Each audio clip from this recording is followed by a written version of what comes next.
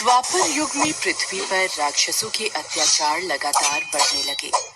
पृथ्वी गाय का रूप धर भगवान ब्रह्मा और विष्णु के पास गई। हे भगवान, धरती पर राक्षसों के अत्याचार बढ़ते ही जा रहे हैं, कुछ कीजिए प्रभु। हे नारायण, अब आपको पृथ्वी की रक्षा के लिए धरती पर 8वें अवतार के रूप में अवतरित होने का समय आ गया है। ठीक है ब्रह्मदेव, मैं पृथ्वी का उद्धार करने के लिए मानव रूप में जन्म लूंगा। भोजवंशी राजा उग्रसेन मथुरा के राजा थे। उनका पुत्र कंस बहुत ही अत्याचारी स्वभाव का था।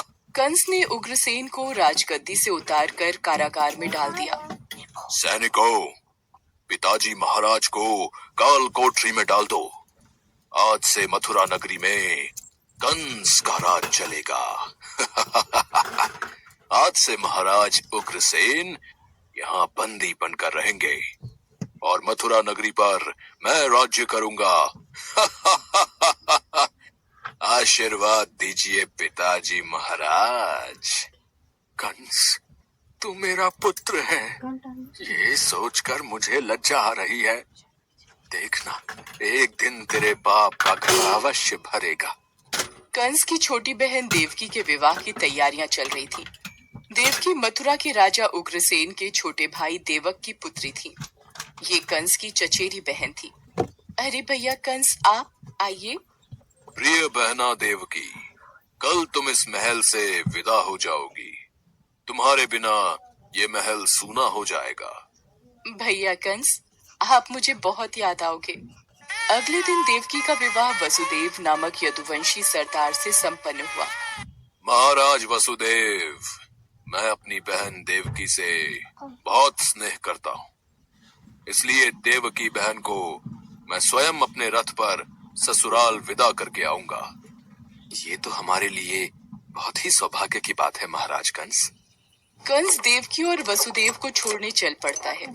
देवकी के पिता देवक उसे बहुत सारा धन धान्य संपत्ति आदि देकर विदा करते हैं। कंस देवकी और वसुदेव के साथ वार्तालाप करते हुए अभी आधे रास्ते ही पहुंचा था कि रास्ते में एक आकाशवाणी होने लगी। हे कंस, जिस देवकी को तू बड़े प्रेम से ले जा रहा है, उसी में तेरा काल बसता है। इसी के गर्भ से उत्पन्न 8वां पुत्र तेरा वध करेगा, तेरा वध करेगा। ये आकाशवाणी कैसी? नहीं, ये झूठ है। देवकी की कोख से जन्मा 8वां बालक मेरा वध करेगा?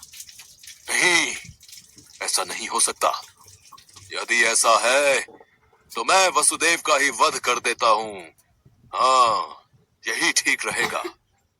फिर मुझे कोई डर नहीं। नहीं भैया, इनका वध मत करो। मैं आपके आगे हाथ जोड़ती हूँ। मेरा सुहाग मत उजाड़ो भैया कंस। मैं आपसे वादा करती हूँ, मेरे गर्भ से जो भी संतान पैदा होगी उसे मैं तुम्हें सौंप दूंगी, पर इन्हें मत मारो भैया। ठीक है, मैं वसुदेव का वध नहीं करूंगा, पर तुम दोनों अब मथुरा के महल की काल कोठरी में बंदी बनकर रहोगे।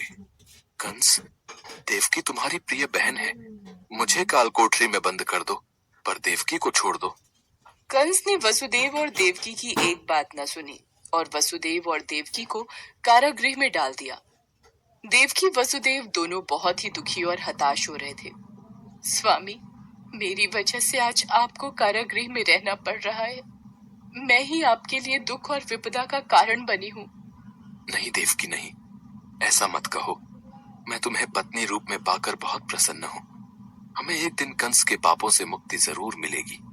पर स्वामी, भैया कंस मेरी कोख से जन्मे सभी बच्चों को मार देंगे। हम क्या करें? देवकी वसुदेव कारागृह में दुख भोग रहे थे। कंस देवकी और वसुदेव को धमकाता रहता था। वसुदेव देवकी के बच्चा पैदा होता और कंस कारागृह में आकर देवकी के हाथ से बच्चे को छीन लेता। ये पुत्र मुझे दे बहना।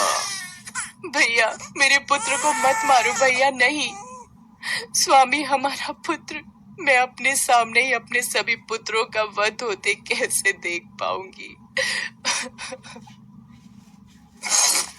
देवकी बेहोश हो जाती है। हे ईश्वर, कोई रास्ता दिखाओ। कंस के अत्याचारों से हमें कब मुक्ति मिलेगी प्रभु। देवकी, आंखें खोलो। कंस बहुत ही क्रूर और अत्याचारी राजा था, जिससे प्रजा बहुत डरती थी। दुराचारी कंस ने वसुदेव देवकी के 7 बच्चों को जन्म लेते ही मार दिया। अब 8वां बच्चा होने वाला था। देवकी के 8वें पुत्र के जन्म का समय निकट आ रहा है, इसलिए पहरा और भी बढ़ा दिया जाए। जो आज्ञा महाराज कंस। देवकी वसुदेव के कारागृह में बंदी रहने की बात नंद गांव में वसुदेव के मित्र नंद के कानों तक भी पहुंची। दुराचारी महाराज कंस ने वसुदेव और देवकी को कारागृह में बंदी बना रखा है। देवकी के 8वें पुत्र के जन्म का समय निकट आ रहा है और इधर यशोदा को भी बच्चा होने वाला है। मुझे उनकी सहायता करनी होगी। 8वें बच्चे की रक्षा का उपाय सोचना होगा। जिस समय वसुदेव देवकी को पुत्र पैदा हुआ, उसी समय संयोग से यशोदा के गर्भ से एक कन्या का जन्म हुआ, जो और कुछ नहीं सिर्फ माया थी। भाद्रपद के कृष्ण पक्ष की अष्टमी को रोहिणी नक्षत्र में श्री कृष्ण का जन्म हुआ। उनके जन्म लेते ही जेल की कोठरी में प्रकाश फैल गया। वासुदेव के सामने शंख चक्र गदा एवं पद्मधारी चतुर्भुज भगवान ने अपना रूप प्रकट कर कहा, वसुदेव, मैं बालक का रूप लेकर देवकी के गर्भ से जन्म ले चुका हूँ। मेरा ये अवतार कंस के संहार के लिए ही हुआ है।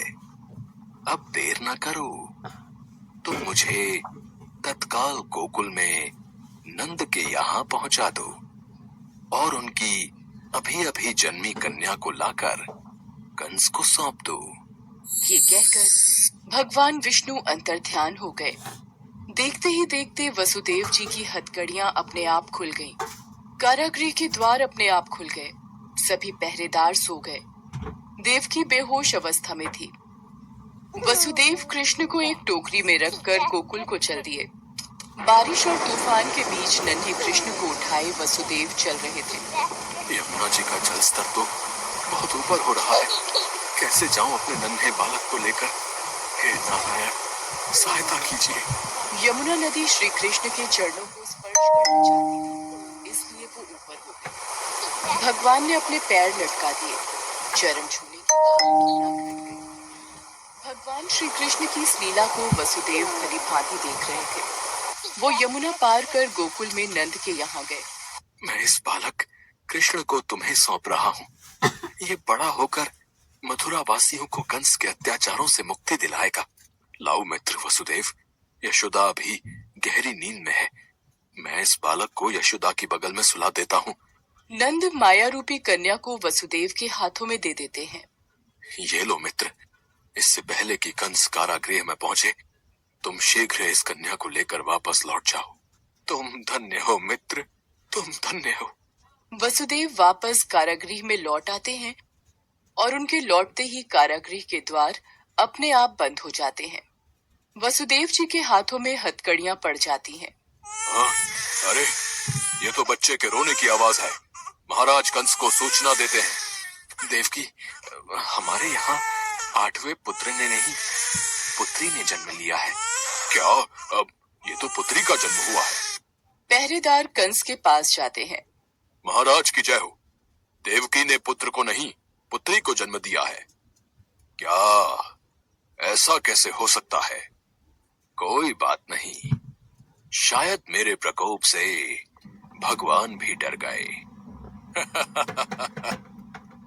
और पुत्र की जगह पुत्री का जन्म हो गया।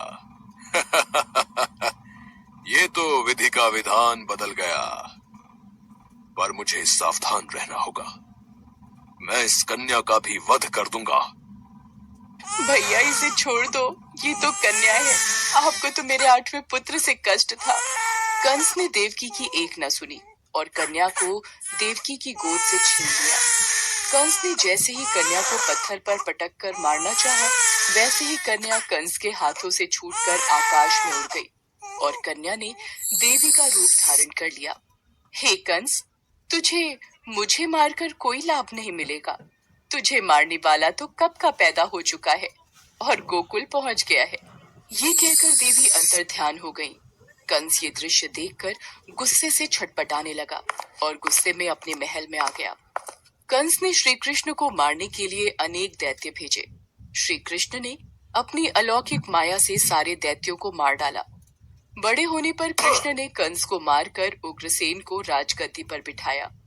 उस दिन से श्री कृष्ण के जन्म महोत्सव को